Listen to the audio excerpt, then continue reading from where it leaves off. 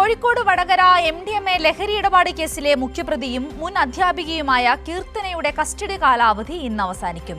കഴിഞ്ഞ ദിവസമാണ് വടകര കോടതി ചോദ്യം ചെയ്യാനായി കീർത്തനയെ പോലീസ് കസ്റ്റഡിയിൽ വിട്ടത്. ബാങ്ക് വഴിയുള്ള പണമിടപാടുകൾ കുറ്റകരമല്ലെന്നും 5000 രൂപയുടെ ട്രാൻസാക്ഷൻ മാത്രമാണ് കീർത്തന നടത്തിയത് എന്നായിരുന്നു പ്രതിഭാഗത്തിന്റെ വാദം.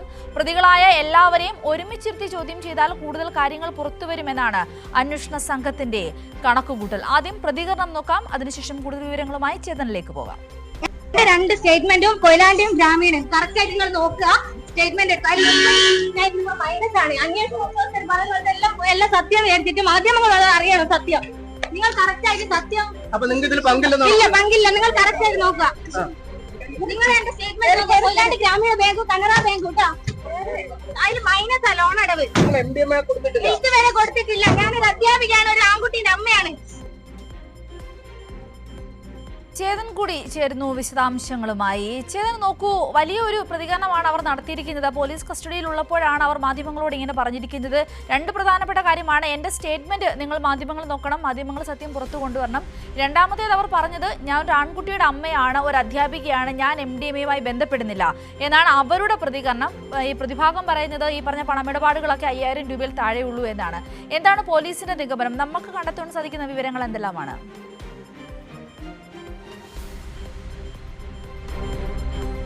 സിന്ദൂരി, ഈ വടകര MDMA ഈ വിഷയവുമായി ബന്ധപ്പെട്ട് അധ്യാപികർ കുടുങ്ങിയ വിഷയവുമായി ബന്ധപ്പെട്ട് കേസ് അന്വേഷണം രൂക്ഷണം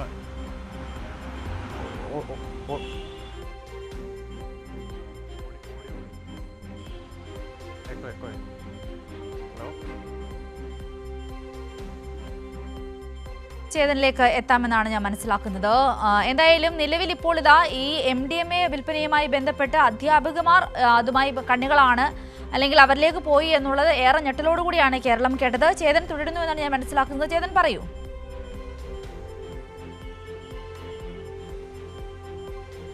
സിന്ദൂരി, ഈ അന്വേഷണം ഈ വടകര MDMA കടത്തുമായി ബന്ധപ്പെട്ട അധ്യാപകർ കുടുങ്ങിയ സംഭവത്തിൽ അന്വേഷണം ഊർജിതമായി തുടരുകയാണ്. ഇന്ന് ഈ പ്രതികളിൽ ഒരാളായ കീർത്തനയുടെ കസ്റ്റഡി കാലാവധി ഇന്ന് അവസാനിക്കും. കഴിഞ്ഞ ദിവസമാണ് വടകര NDPS കോടതി കീർത്തനയെ കസ്റ്റഡിയിലേക്ക് വിട്ടത്. ഇതുമായി ബന്ധപ്പെട്ട് കീർത്തനയുടെയും അതുപോലെ തന്നെ ഒന്നാം പ്രതിയായ സഫാന്റെയും ജാമ്യാപേക്ഷകൾ തള്ളിയിരുന്നു. കേസിൽ 4ാം പ്രതിയായ അധ്യാപികയായിരുന്ന നീഷ്മയുടെ ജാമ്യാപേക്ഷ അത് വിധി പറയാൻ വേണ്ടി മാറ്റിയിട്ടുണ്ട്. പ്രധാനമായും സിന്ദൂരി, നേരത്തെ ഈ കീർത്തനയുടെ പ്രതികരണം കഴിഞ്ഞ ദിവസമാണ് ഇത്തരത്തിൽ പോലീസ് കസ്റ്റഡിയിൽ ചെല്ലുന്നതിന് തൊട്ട് മുമ്പ് ഇത്തരത്തിലൊരു പ്രതികരണം ഇവർ നടത്തിയത്. ഇവർ മുന്നോട്ട് വെച്ച വാദം തനിക്ക് ഈ MDMA കടത്തുമായി ബന്ധമില്ല എന്നാണ് ഇവർ സമർത്ഥിക്കാൻ ശ്രമിക്കുന്നത്.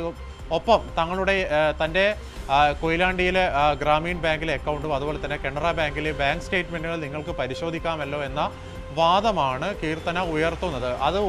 അത് പ്രത്യക്ഷത്തിൽ നോക്കിയാൽ അതിൽ ചില പൊരുത്തക്കേടുകളൊന്നും കാണാനില്ല. കാരണം ഈ വിഷയം നേരത്തെ ഓൾറെഡി തന്നെ കഴിഞ്ഞ ദിവസം കണ്ണൂർ DIG കാർത്തിക് മാധ്യമപ്രവർത്തകരോട് ഈ വിഷയമായി പറഞ്ഞിരുന്നു. കാരണം ഇവരുടെ ഒരു മോഡസ് ഓഫ് ഓപ്പറാൻഡി, ഇവരുടെ ഒരു പ്രവർത്തന രീതി എന്നത് ഈ അധ്യാപികമാരുടെ അക്കൗണ്ടിലേക്ക് പണം വരും, പണം മറ്റാരോ വിഡ്രോ ചെയ്യും ATM കാർഡ് ഉപയോഗിച്ച്.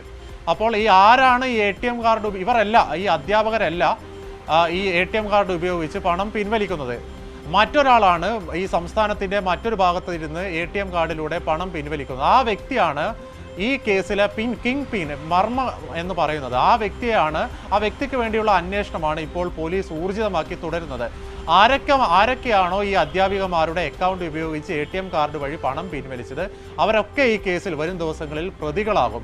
ഇവരുടെയൊക്കെ CCTV ദൃശ്യങ്ങൾ ഈ ബാങ്കിലെ ATM സെന്ററിൽ ലഭ്യമാകും. അപ്പോൾ അന്വേഷണ സംഘം ഇപ്പോൾ ചെയ്തിരിക്കുന്നത് ഈ ബാങ്കുകൾക്ക് അപേക്ഷ സമർപ്പിച്ചിട്ടുണ്ട്. ഈ പറയുന്ന ഈ വിഡ്രോ ചെയ്ത തുക, അത് തുകയും അതുപോലെ തന്നെ സമയവും ആ ATM മെഷീൻ ഏത് ലൊക്കേഷനും അത് ബാങ്ക് സ്റ്റേറ്റ്മെന്റിന് ലഭ്യമാകും. അത് ഇപ്പോൾ ബാങ്കിൽ അപേക്ഷ നൽകിയിട്ടുണ്ട്. ആ ദൃശ്യങ്ങൾ, ഈ ATM കൗണ്ടറിലെ CCTV ദൃശ്യങ്ങൾ, അതിൻ്റെ അപേക്ഷ അന്വേഷണ സംഘം ബാങ്കിലേക്ക് സമർപ്പിച്ചിട്ടുണ്ട്. അത് വന്നാൽ അതിൽ ആരൊക്കെയാണോ പണം പിൻവലിച്ചത് അവരൊക്കെ ഈ കേസിൽ പ്രതികളാകുമെന്ന കാര്യത്തിൽ തർക്കമില്ല. അപ്പോൾ ഇപ്പോൾ കേട്ട പ്രതികരണം, ഈ കീർത്തനയുടെ പ്രതികരണം ശരിയാണ്. കാരണം നിലവിൽ അവരുടെ അക്കൗണ്ടിൽ പണമൊന്നുമില്ല, അതൊക്കെ വിഡ്രോ ചെയ്ത് അപ്പോൾ തന്നെ വിഡ്രോ ചെയ്യുന്നുണ്ടായിരുന്നു. അപ്പോൾ ഇനി പ്രധാനമായും അന്വേഷിക്കാനുള്ള ഇതൊക്കെയാണ്. ഇനി ഈ പണം ഇവർക്ക് മറ്റു രീതിയിൽ ഇവർ ഈ മുമ്പ് അന്വേഷണ സംഘം നമ്മളോട് കമ്മ്യൂണിക്കേറ്റ് ചെയ്തപ്പോൾ പറഞ്ഞത് ഈ 3 അധ്യാപകന്മാരും സിന്തറ്റിക് ഡ്രഗ്സ് ഉപയോഗിച്ചു എന്ന കാര്യം വെളിപ്പെടുത്തിയിട്ടുണ്ട്. ഒപ്പം തന്നെ ഇവർക്ക് ചില കമ്മീഷനുകളും ലഭിച്ചിട്ടുണ്ട്. ഇവരുടെ ആഡംബര ജീവിതം, ഇവർ ഇതുപയോഗിച്ച് ഈ പണം ഉപയോഗിച്ച് കടകൾ തുടങ്ങിയിട്ടുണ്ടായിരുന്നു, കാറുകൾ വാങ്ങിയിട്ടുണ്ടായിരുന്നു. ഇതിൻ്റെയൊക്കെ സോഴ്സ് കൃത്യമായും പരിശോധിക്കേണ്ടതുണ്ട്.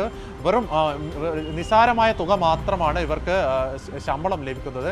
അങ്ങനെയുള്ള ഇവർക്ക് കാര്യമായ കുടുംബത്തിൽ സാമ്പത്തിക ഭദ്രതയില്ലാത്ത ഇവർ എങ്ങനെ ഇത്തരത്തിൽ ഒരു ആഡംബര ജീവിതം നയിച്ചു എന്നാണ് പ്രധാനമായും ഉയരുന്ന ചോദ്യം.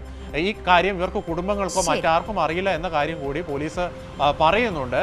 അപ്പോൾ എങ്ങനെ ഇത്ര വലിയ തുക ഈ കേസിൽ 4ാം പ്രതിയായ ഈ ജിജിൻ കുര്യാക്കോസ് ചേതൻ, എന്തായാലും കൃത്യമായ തരത്തിലുള്ള ഒരു മോഡസ് ഓപ്പറാൻഡി ഇവർക്കുണ്ട് എന്നാണ് പോലീസിനെയും കണ്ടെത്തിയപ്പോൾ ആ വാക്കുകൾ അതിന്റെ കൂടി ഭാഗമാണ് എന്ന് വേണം മനസ്സിലാക്കുവാൻ. ചേതനാണ് വിവരങ്ങൾ പങ്കുവച്ചത്.